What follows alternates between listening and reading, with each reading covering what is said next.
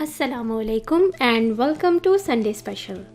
इस चैनल का मकसद आपको इस्लाम की बातें आजकल की प्रैक्टिकल लाइफ से रिलेट करके बताना है। आज हम स्काई यानी आसमान के मुतालिक बात करेंगे और देखेंगे कि अल्लाह ताला ने कुरान पाक में आसमान का जिक्र किस तरह किया है, साइंस इसके मुतालिक क्या कहती है और ये कि हम अपनी ज़िंदगी गुजारने के लिए इससे क्या सीख सकते हैं। अल्लाह ताला ने कुरान पाक में आसमान के लिए अस्समा का लफ्ज़ इस्तेमाल किया है। इसका मतलब है वट एवर लाइज अबव, यानी जो कुछ भी ऊपर पाया जाए। ये एक सिंगुलर है। इसके अलावा अस्समावात का लफ्ज़ भी कुरान पाक में इस्तेमाल होता है, जिसका मतलब है स्काईज़ यानी आसमान की जमा, जो कि एक प्लूरल है। साइंस के हिसाब से स्काई यानी आसमान का मतलब है ज़मीन का एटमॉस्फेरिक लेयर। जो कुछ भी ज़मीन की सरफेस से ऊपर पाया जाता है वो आसमान की डेफिनेशन में आता है। अब ज़मीन से ऊपर 7 टाइप्स ऑफ लेयर्स मौजूद हैं। ये सब टेम्परेचर के हिसाब से डिवाइड की गई हैं और सब आसमान को रिप्रेजेंट करती हैं। इससे ये बात पता चलती है कि कुरान और साइंस दोनों के हिसाब से आसमान की डेफिनेशन है कि ज़मीन से ऊपर जो कुछ भी मौजूद हो। अब सवाल ये है कि आसमान हमें नीला ही क्यों नज़र आता है। इसकी वजह गैस मॉलिक्यूल्स हैं, जिनसे सूरज की रोशनी गुजरकर नीला रंग बखेरती है और ये नीला रंग गहरा होता जाता है जैसे जैसे हम ज़्यादा हाइट पर देखते हैं। सुबह और शाम के वक्त आसमान का रंग ऑरेंज या लाइट पर्पल टोन में भी नज़र आता है और ये इस बात पर डिपेंड करता है कि सूरज कितना ज़मीन से ऊपर या नीचे है। और ये ज़रूरी नहीं कि आसमान का रंग हर प्लैनेट पे नीला ही हो। ये उस प्लैनेट पर डिफरेंट होगा जिसके गैस मॉलिक्यूल्स डिफरेंट होंगे, जैसे कि मार्स के आसमान का रंग रेड कलर का है। कुरान पाक में अल्लाह ताला ने आसमान का जिक्र 49 टाइम्स किया है। सूरह गाफिर में अल्लाह ताला का इरशाद है, अल्लाह ही है जिसने तुम्हारे लिए ज़मीन को आरामगाह बनाया और आसमान को छत। यहाँ अल्लाह ताला ने आसमान को छत से एग्जाम्पल दी है। अब अगर हम अपनी रोज़मर्रा ज़िंदगी में देखें तो घरों की भी छत होती है और ये छत हम क्यों बनाते हैं? इसलिए ताकि हम अपने घर में बारिश, सर्दी, गर्मी, हवा और मुख्तलिफ़ चीज़ों से महफूज रह सकें। तो अल्लाह ने आसमान को छत क्यों कहा? ये हमें किस चीज़ से महफूज रखता है?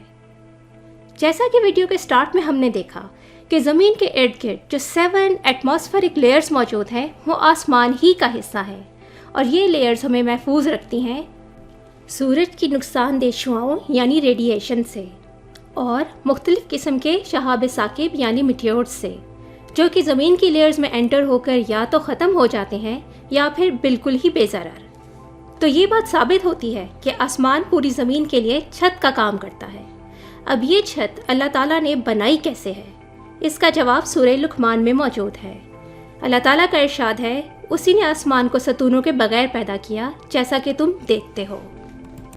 यानी अल्लाह ताला ने आसमान को बग़ैर किसी पिलर यानी सकून के बग़ैर बुलंद किया। अब इस छत में कोई दरार मौजूद है या ये देखने में कैसी है? इसका जवाब सूरह काफ में मौजूद है। तो क्या उन्होंने अपने ऊपर आसमान को ना देखा? हमने इसे कैसा बनाया और संवारा और इसमें कहीं रखना यानी फॉल्ट नहीं। इसका मतलब ये है कि ये छत हमें सिर्फ प्रोटेक्ट ही नहीं करती बल्कि हर तरह से फूल प्रूफ भी है और डेकोरेटेड भी। जैसे कि सूरह फरकान में अल्लाह ताला फरमाते हैं, बड़ी बरकत वाला है वो जिसने आसमान में बुर्ज बनाए और इनमें चिराग रखा और चमकता चाँद। यहाँ चिरागों से मुराद सितारे हैं और चाँद को तो हम सभी जानते हैं। अब आप मुझे बताएं कि क्या दुनिया में कोई एक इंसान भी ऐसा मौजूद है जो अपने फुल रिसोर्सेज और टेक्नोलॉजी इस्तेमाल करके ऐसी छत सिर्फ फ्यू स्क्वायर मीटर्स पर ही बना सके? इस शॉर्ट वीडियो में मैं आपको स्काई के मुतालिक जो चीज़ें कुरान पाक में मौजूद है वो सब एक्सप्लेन तो नहीं कर सकती, मगर हाँ इनकी समरी ज़रूर बता सकती हूँ। नंबर 1, आसमान के दरवाजे हैं। नंबर 2, आसमान क़यामत के रोज़ टुकड़ों में टूट जाएगा। नंबर 3, पानी जो हम पीते हैं आसमान से बरसता है। नंबर 4, इंसान ना तो ज़मीन में और ना ही आसमान में फ़रार हासिल कर सकता है।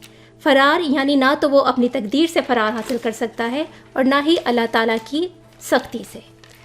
नंबर 5, आसमान और ज़मीन बग़ैर वजह के एवं नहीं पैदा किए गए। नंबर 6, आसमान धुएँ यानी गैसेस से वजूद में आया। नंबर 7, आसमान से दोबारा धुआं उठेगा जिससे ज़मीन पर रहने वालों का दम घुटने लगेगा। नंबर 8, आसमान में कोई गैप या दरार मौजूद नहीं है। नंबर 9, क़यामत के रोज़ आसमान टूट कर खुल जाएगा और सितारे बिखर जाएंगे। नंबर 10, अल्लाह ताला ने 7 आसमान तय दर तय बनाए हैं। अब ये किस तरह से तय दर तय बनाए गए हैं, इसके मुतालिक मुख्तलिफ उलमा की मुख्तलिफ राय है। कुछ के मुताबिक ज़मीन के ऊपर मौजूद 7 एटमॉस्फेरिक लेयर्स ही 7 आसमान हैं, जबकि कुछ के मुताबिक 7 आसमान लेयर्स में इस तरह बनाए गए हैं कि हर एक का दरवाज़ा है, मगर असल हकीकत सिर्फ अल्लाह ही जानता है। यकीनन आसमान अल्लाह ताला की एक बहुत वाज़ेह निशानियों और हिकमतों में से एक है। आखिर में हम अल्लाह ताला की इस निशानी से, इतनी माइटी क्रिएशन से अपनी ज़िंदगी गुजारने के लिए क्या सबक सीख सकते हैं?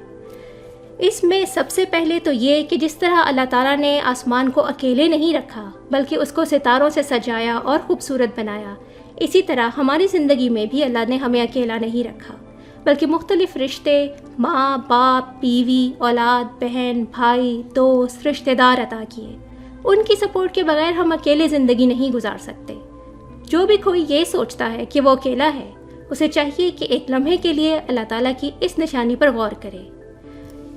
इसके अलावा आसमान में बहुत कुछ रेगुलरली होता रहता है।